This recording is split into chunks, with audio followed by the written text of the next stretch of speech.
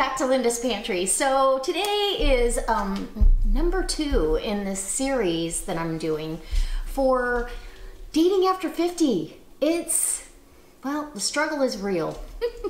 And I'm getting tons of questions, tons of ideas from you guys, and I love it. So I am getting questions on my thoughts of dating online and safe ways or safe practices and safe ways to meet people. So this is how I do it. I'm on a couple of dating websites, and a couple of them are free and they're fine. And then there's one that is not free. I really feel like if you're going to put yourself out there, you're going to have to sift through the rubble, so to speak. It doesn't matter if you're a man or a woman. So if you're going to put yourself on a dating website, my number 1 tip is take a good picture. Put a beautiful picture. If you're a woman or a man, get a picture where it's clear, you can see it, and you're smiling. Everybody wants to see somebody else smile and know that they're happy. I think that's the most important thing. I see too many pictures of people that they're not smiling. You can hardly see what they look like. It's too far away. So tip number 1, if you're going to be dating online, is put a good picture up. Make your profile about you, not generic, I like skiing, golfing, hiking. What do you like about hiking? Do you like hiking up mountains like Mount Everest, or do you actually like just hiking on a fun trail and with your dog, and maybe going, or with your, whoever you're dating, maybe you want to go on a hike and have a picnic lunch somewhere, or go see some waterfall.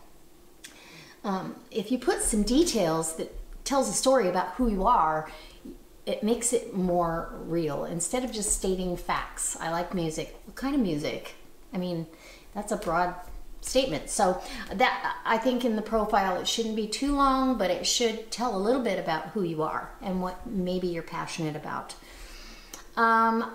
So when you do connect to somebody, and this is my rule, just me, when I do connect to somebody and I start talking back and forth, I ask questions, not just fishing, making it boring. I'm actually asking questions to find out really who they are and what they may be passionate about as well. So I text a few times on the app, but then I believe that you should get offline, meaning off the dating website, as soon as possible, and make it real.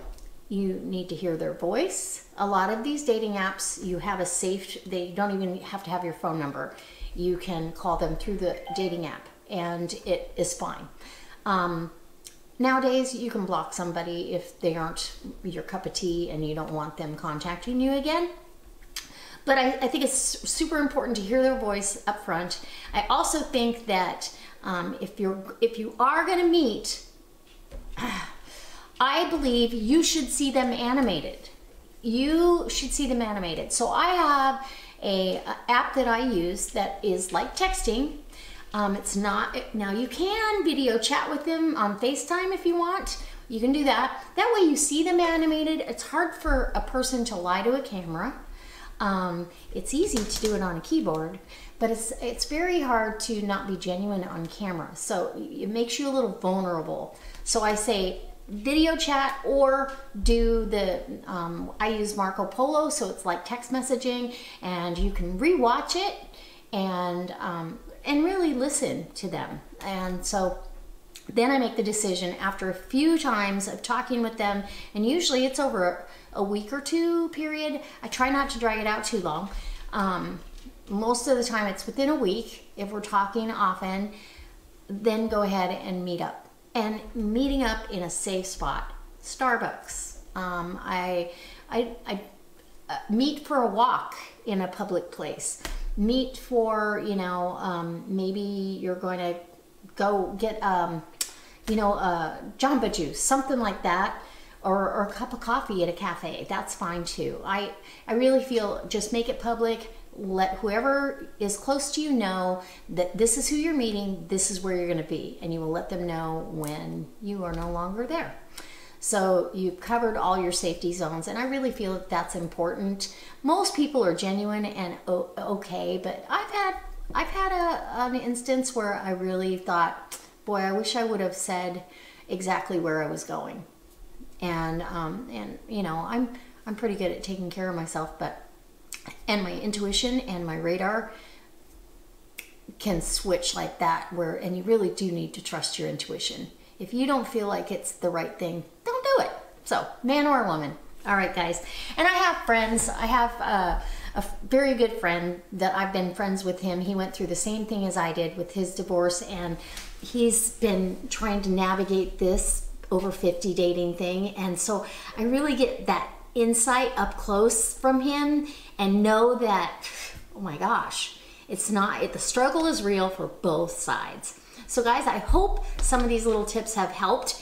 If you want to know something, please leave me a comment down below. Subscribe to my channel, and I'm going to put all these on a playlist, so they'll be there for you to reference back to them if you have any questions. Okay, I'll see ya. Bye.